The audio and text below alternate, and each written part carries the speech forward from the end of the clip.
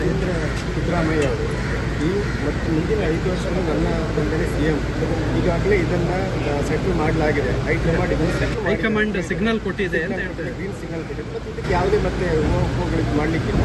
ಈ ತಂದೆನೇ CM 5 ವರ್ಷ ಅಂತ ಹೇಳಿದ್ದಾರೆ. ಅವರೇ ನಮ್ಮ ಹೈಕಮಾಂಡ್ ಅವ್ರೇನು ಮಾತು ಹೇಳ್ತಾರೆ ಅವ್ರಿಗೆ ಭಾಳ ಗೌರವದಿಂದ ಸ್ವೀಕಾರ ಮಾಡ್ತಾರೆ.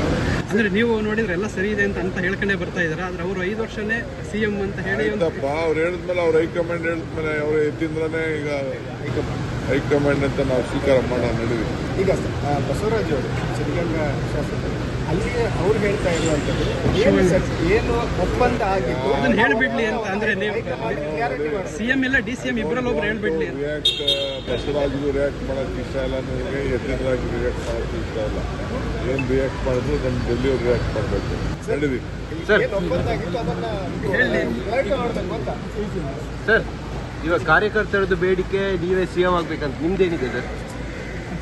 ಸರ್, ಸಚಿವ ಸಿದ್ದರಾಮಯ್ಯ ಅವರು ಈ ಮತ್ತು ಮುಂದಿನ 5 ವರ್ಷಗಳು ನನ್ನ ತಂದೆ CM ಈಗಾಗಲೇ ಇದನ್ನು ಸೆಟ್ಲ್ ಮಾಡಲಾಗಿದೆ. ಹೈಕಮಾಂಡ್ ಸಿಗ್ನಲ್ ಕೊಟ್ಟಿದೆ ಅಂತ ಹೇಳ್ತಾರೆ. ಗ್ರೀನ್ ಸಿಗ್ನಲ್ ಕೊಟ್ಟಿದೆ ಮತ್ತು ಇದಕ್ಕೆ ಯಾವುದೇ ಮತ್ತೆ ಹೋಗ್ಲಿಕ್ಕೆ ಮಾಡಲಿಕ್ಕಿಲ್ಲ. ಈ ತಂದೆನೇ CM 5 ವರ್ಷ ಅಂತ ಹೇಳಿದ್ದಾರೆ. ಅವರೇ ನಮ್ಮ ಹೈಕಮಾಂಡ್ ಅವ್ರೇನು ಮಾತು ಹೇಳ್ತಾರೆ ಅವ್ರಿಗೆ ಭಾಳ ಗೌರವದಿಂದ ಸ್ವೀಕಾರ ಮಾಡ್ತಾರೆ. ಅಂದ್ರೆ ನೀವು ನೋಡಿದ್ರೆ ಎಲ್ಲ ಸರಿ ಇದೆ ಅಂತ ಹೇಳ್ಕೊಂಡೇ ಬರ್ತಾ ಇದ್ದಾರೆ. ಆದ್ರೆ ಅವರು 5 ವರ್ಷನೇ CM ಅಂತ ಹೇಳಿ ಅವ್ರು ಹೇಳಿದ್ಮೇಲೆ ಅವ್ರ ಹೈಕಮಾಂಡ್ ಹೇಳಿದ್ಮೇಲೆ ಅವ್ರು ಎದ್ದಿಂದ್ರೇ ಈಗ ಹೈಕಮಾಂಡ್ ಅಂತ ನಾವು ಸ್ವೀಕಾರ ಮಾಡೋಣ ನಡೀವಿ.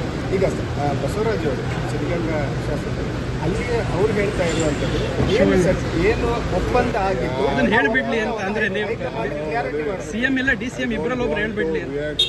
ಬಸವರಾಜ್ಗೂ ರಿಯಾಕ್ಟ್ ಮಾಡೋಕ್ಕೆ ಇಷ್ಟ ಇಲ್ಲ, ನನಗೆ ಎದ್ದಿಂದ್ರಾಗಿ ರಿಯಾಕ್ಟ್ ಮಾಡೋಕ್ಕೆ ಇಷ್ಟ ಇಲ್ಲ. ಏನು ರಿಯಾಕ್ಟ್ ಮಾಡಿದ್ರು ನಮ್ಮ ಡೆಲ್ಲಿಯವ್ರು ರಿಯಾಕ್ಟ್ ಮಾಡಬೇಕು ನಡೀವಿ. ಒಪ್ಪಂದ ಆಗಿತ್ತು ಅದನ್ನ ಮಾಡಬೇಕು ಅಂತ. ಸರ್, ಇವಾಗ ಕಾರ್ಯಕರ್ತರದ್ದು ಬೇಡಿಕೆ ನೀವೇ CM ಆಗ್ಬೇಕಂತ ನಿಮ್ದೇನಿದೆ ಸರ್? ಸರ್